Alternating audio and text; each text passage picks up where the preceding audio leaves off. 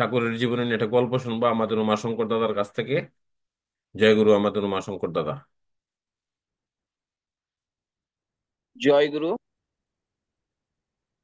জয় গুরু। প্রিয় পরমের আতুল চরণে আমার অন্তরের প্রণাম জানাই। উপস্থিত সকল ইষ্টপ্রাণ দাদা ভাইরা, কল্যাণময়ী মা বোনেরা, প্রত্যেককে জানাই আমার অন্তরের এরা আনন্দিত জয় গুরু। প্রিয় পরমের শ্রীমুখ নিঃসৃত গল্প কথা, যেটি ঠাকুর তার ভক্তদের সঙ্গে কথোপকথন করছিলেন 1947 সালের 21শে জুলাই। তিনি ভক্তদের সঙ্গে কথোপকথনের মাধ্যমে বলছেন দেশবন্ধু চিত্তরঞ্জনের কথা। ঠাকুর বলছিলেন, ঠাকুর বলেছেন যে আমার কাছে শিয়ার দাস এসেছিলেন, বিশেষ কোনো যাজন করতে হয়নি, নিজে থেকেই দীক্ষা নিতে চাইলেন। আমি মার কাছে পাঠালাম। মা প্রথমে আপত্তি করলেন, বললেন তোমরা বড়লোক, হয়তো করবে না কিছুই, পরে উল্টো কথা বলবে। বড়লোকেরা মনে করে তারা বুঝি ভগবানকেও ধন্য করেন।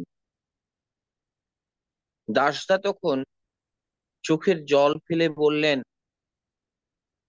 আমি মহাপাপী, জানি আমার উপর দয়া হবে না, তবে এইটুকু বলতে পারি, চিত্তরঞ্জন যেখানে সেখানে চিত্তরঞ্জন যেখানে সেখানে মাথা নোয়ায় না, কিন্তু যেখানে নোয়ায় সেখানে চিরকালের জন্যই নোয়ায়। এইসব কি কি যেন বলেছিলেন, আমার সব ভালো করে মনে নেই, কিন্তু এমন ব্যাকুল ভাবেই বললেন যে মার মন গলে গেল, চোখ দিয়ে জল গড়িয়ে পড়ল। শেষটায় মাই দীক্ষা দিলেন। জয় গুরু। প্রভুর কাছে ভারতবর্ষ তথা পৃথিবীর শ্রেষ্ঠ লোকেরাও, মানে মানুষেরাও এসেছিলেন। কেউ এসেছিলেন ঠাকুরকে পরীক্ষা করতে, কেউ এসেছিলেন যাচাই করতে, কেউ এসেছিলেন তাদের মনের যত রকম প্রশ্ন আছে তার উত্তর পেতে। ঠাকুর কিন্তু সবাইকে তাদের মনের ইচ্ছা পূরণ করেছেন। আমরা বিভিন্ন গ্রন্থাদি পড়ে এগুলো জানতে পারি। আর সেই সব মানুষেরাও মহা সৌভাগ্যবান, তারা ঠাকুরের সঙ্গে কথোপকথন করেছেন, একদম সামনে থেকে ঠাকুরকে দেখেছেন, স্বয়ং ভগবানকে দেখেছেন।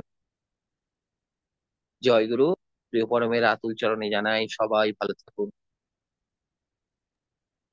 জয় গুরু।